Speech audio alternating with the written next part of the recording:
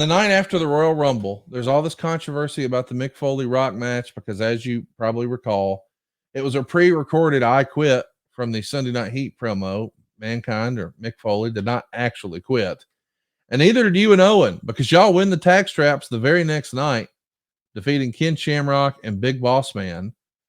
Meltzer would say Lawler observed that Shamrock wasn't distracted by Deborah. He's normally a horn dog. Deborah stripped her down to her bra, but Shamrock wasn't distracted. Shamrock applied the ankle lock on Owen. Jarrett made the save.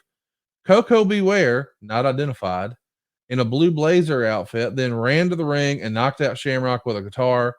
Owen scored the pin.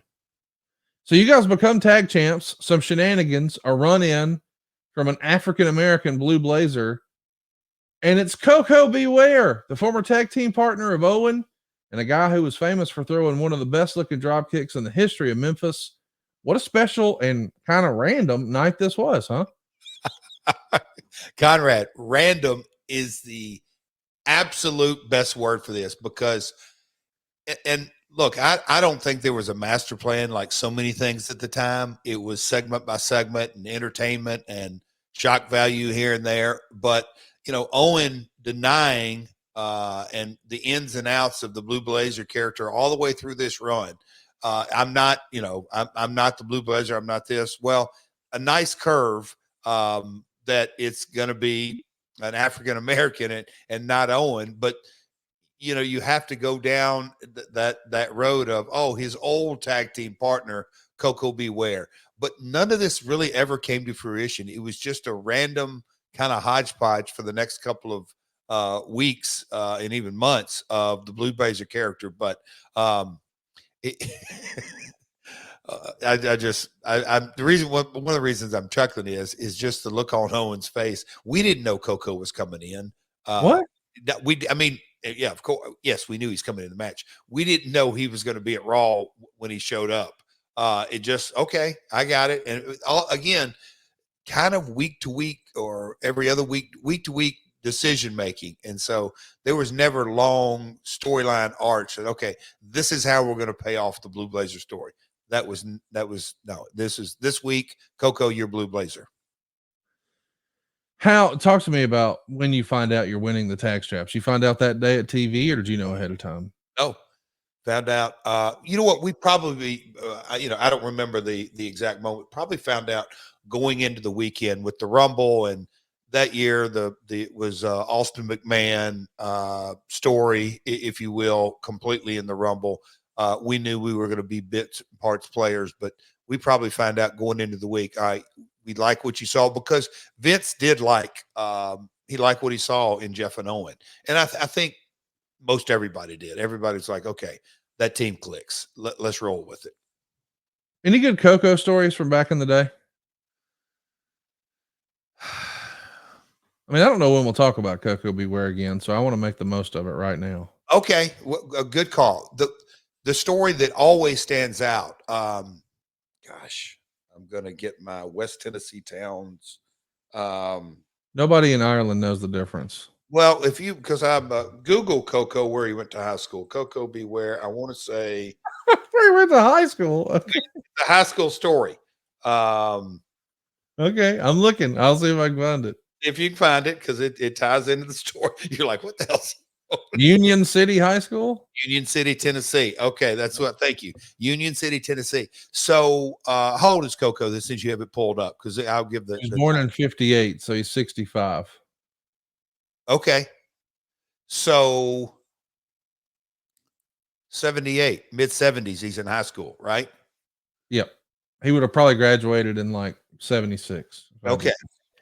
There was racial tensions in the high school, and Coco was a badass football player, but very likable and all this. But there were some racial tensions, and the story that has been told to me multiple times through the years is that Coco is the one that united his high school.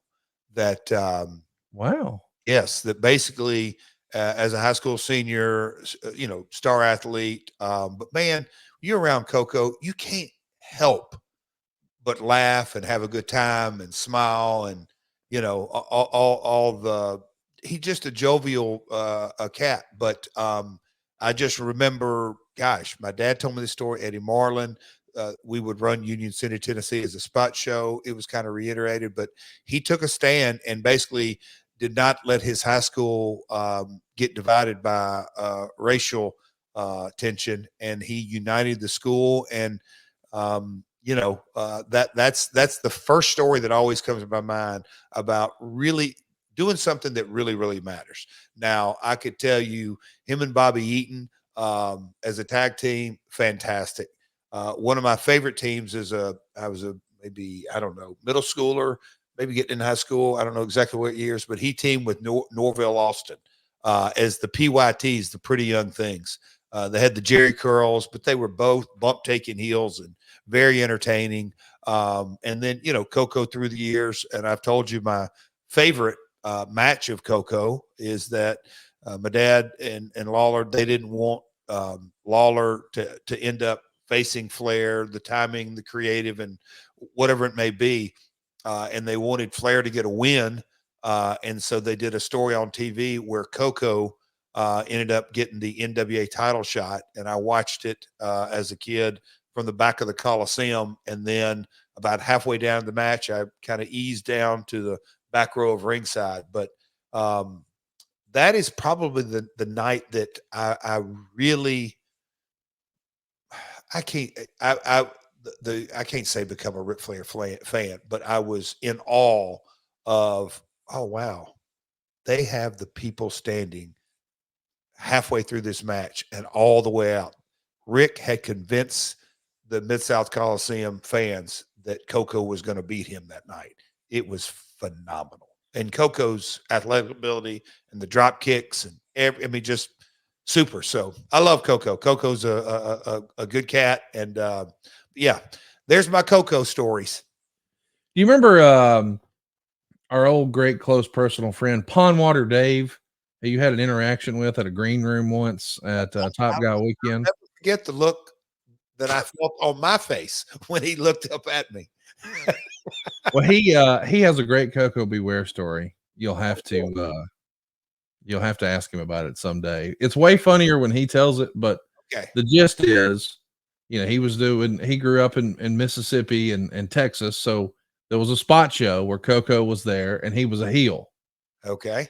And so he comes out, and of course, in those territory days when a heel comes out, usually the fans throw him the thumbs down and boo and so forth. Coco came by, saw Pondwater Dave's sister, had some not too kind words for her that you would not even appreciate me saying on this program. Okay. But when you hear him tell it, it's hilarious because we'll get him worked up about it just because we're talking about it on the show today. So this happened in the early 80s. This happened 40 years ago. He's still mad. Oh, still mad at Coco. To this day. Coco did a good job, right, of being a heel. And you would love that because occasionally I'll send you a message where someone DMs me about how much they hate you because in 1999 I stood behind the building for 4 hours and it was raining and you were a heel, of course, and they asked for an autograph and you blew them off and they never forgave you, but they still listen every week. It's great. When you remember 30, 40 years later and you're still pissed off about it, that guy did his job.